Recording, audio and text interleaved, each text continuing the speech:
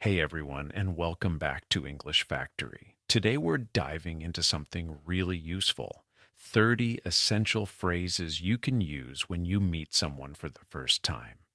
These are real expressions that native speakers use every single day, not just textbook stuff.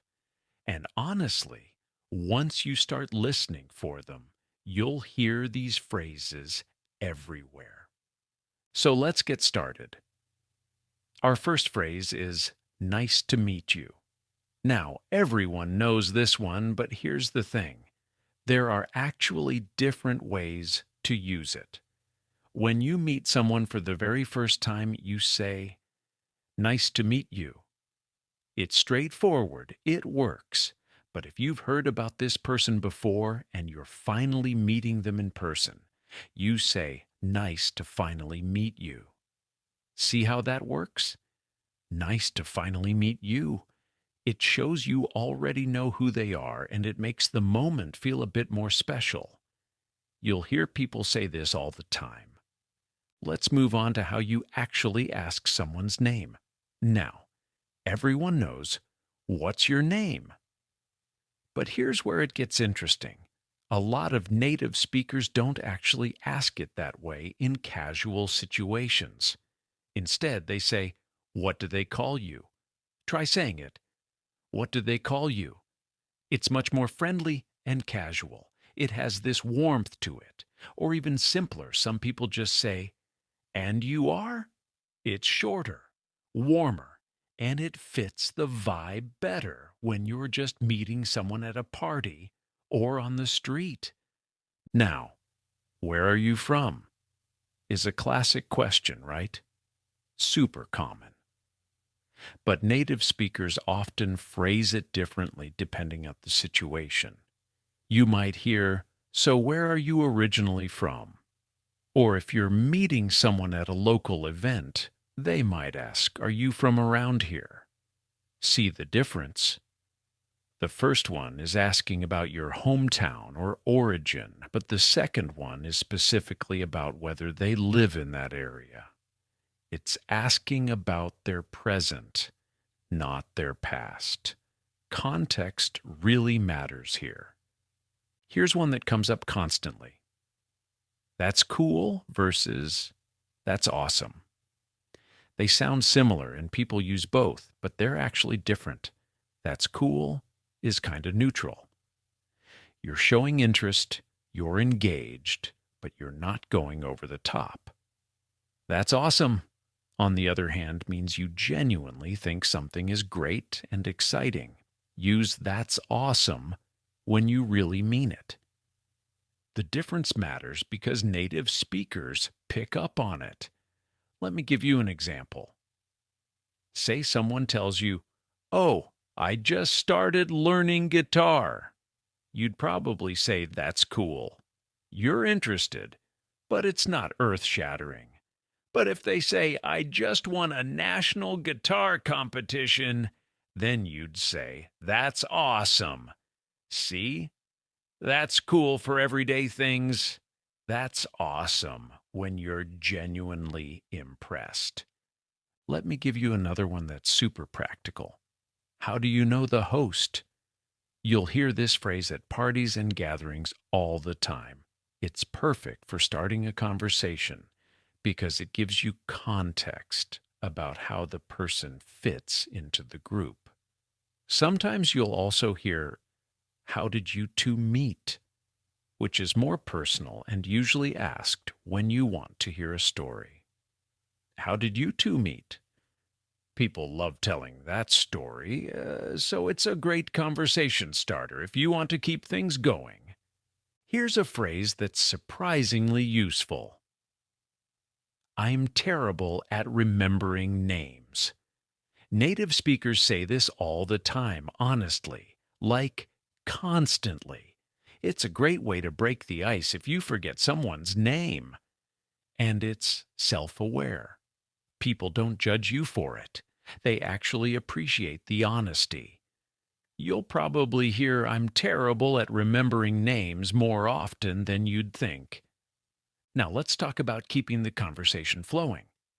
Tell me more is pretty formal, usually used in professional settings. But in casual conversations, native speakers say, go on, or I'm listening. Go on is very friendly. It says, keep talking, I'm interested. I'm listening is even more personal and intimate. It shows you're genuinely paying attention. When someone shares something with you, just saying, I'm listening, makes them feel like you actually care.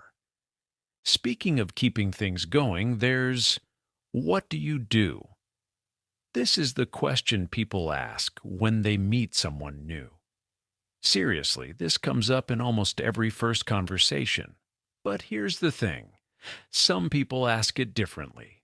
They might say, what do you do for work? Or just, so what's your thing? The last one is super casual and works great at parties or informal settings. It's less about the job and more about what defines them. Let me give you, do you come here often? This is actually a real phrase that real people use, not just a cheesy pickup line. You'll hear it at coffee shops, gyms, regular hangouts. It's a natural way to start a conversation with someone you see but haven't talked to before. If someone's always at the same coffee shop asking, do you come here often? Is a perfect icebreaker. Here's one that shows you're interested in their life. That sounds interesting. Now there's also, that sounds fun and that sounds challenging. Each one has a different vibe. That sounds interesting is neutral and curious. That sounds fun is lighter and more enthusiastic. That sounds challenging, shows you recognize it might be difficult, but you respect it anyway. These little variations really shape how the conversation flows. Now we get to, I've heard good things about you. This is such a smooth way to compliment someone when you're meeting them for the first time. It suggests people have mentioned them positively, which makes the person feel good about themselves without being too direct. You're giving them a compliment while also showing that people around them speak highly of them. Let's talk about what brings you here. In Crute, you'll hear this at events, conferences, parties all the time. What brings you here? It's asking why they're at this particular place. It's different from, where are you from? Because it's about the present moment, not their background. It's about their reason for being there, their purpose. Think about it. Someone's at a tech conference and you ask, what brings you here? They tell you, I'm a software developer looking to learn about AI. But if you ask, where are you from? They tell you, oh, I'm from Canada. Two completely different conversations, right? That's why the wording matters. Here's a phrase about finding common ground. Oh, we have so much in common. But be careful. Sometimes people say, I think we're going to get along, which is a bit softer. The first one is more excited and immediate. The second one is more cautious, but still positive. I think we're going to get along is something you say after you've talked for a bit and realized you click. Another natural one is, so tell me about yourself. This is often how job interviews or first meetings in formal settings start, but in casual situations, people usually say, so, what's your story? Which is much friendlier and less intimidating. When someone asks, so, what's your story? It feels like they genuinely want to know you, not just interview you. Let me give you I love your something. This could be your style, your energy, your perspective. It's a genuine compliment that opens doors for more conversation. Native speakers use this to make people feel welcome. You might say, I love your energy, or I love your perspective on this. It's real and it makes people feel good. For example, if someone shares an interesting way of looking at a problem, you'd say, I love your perspective on this. It's really different from how I was thinking about it. That's how you use it naturally in conversation. Here's something super practical. I'm sorry, I didn't catch that. Can you repeat it? People mess up hearing things all the time, and native speakers aren't embarrassed about asking. Sometimes they just say, What was that? Which is faster and more casual. Don't worry about asking someone to repeat themselves. Everyone does it. Now, you seem really cool is something you'd say when you've talked to someone for a few minutes and you like their vibe. It's more genuine than just nice to meet you because it's based on actual interaction and conversation. You're saying it after you've actually gotten to know them a little bit. So imagine you're talking to someone at a party and they're funny and they have great ideas and they're easy to talk to. That's when you'd be like, You seem really cool. I'm glad we met. You're combining two things here: the observation that they're cool and expressing that you're happy the meeting happened. Let's move to Can I get your number? Or the modern version, Can I add you on Instagram? These are how people exchange contact info these days. The second one has become more common lately among younger people, but both are still used and understood. It's how you suggest staying connected. Here's one for when you're running out of time. Hey, I've got to run, but it was really great meeting you. This is polite and warm. It leaves a good impression even though you're leaving.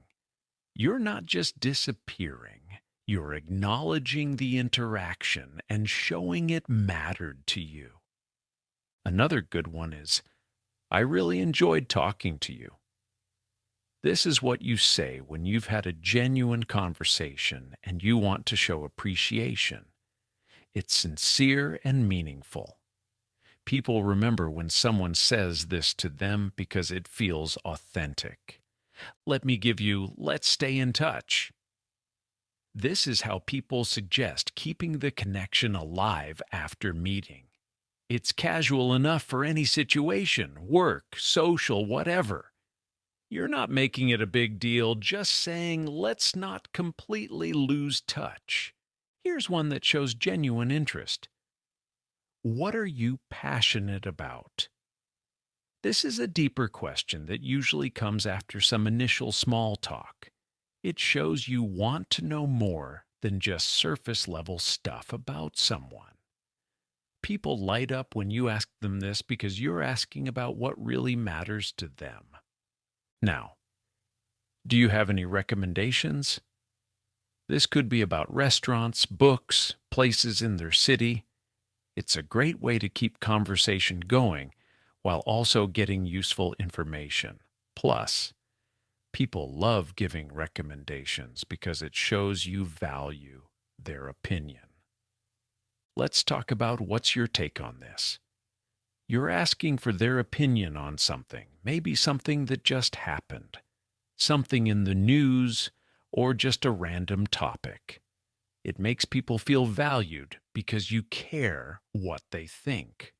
What's your take on this? Is asking for their perspective specifically. Here's, I'm glad we met. This is what you say at the end of a conversation when you really mean it. It's warm and genuine without being too much. It's a simple way to show someone that the interaction mattered to you. Now, keep me posted is what people say when they want you to update them on something you mentioned. It's casual, but shows you're interested in following their journey.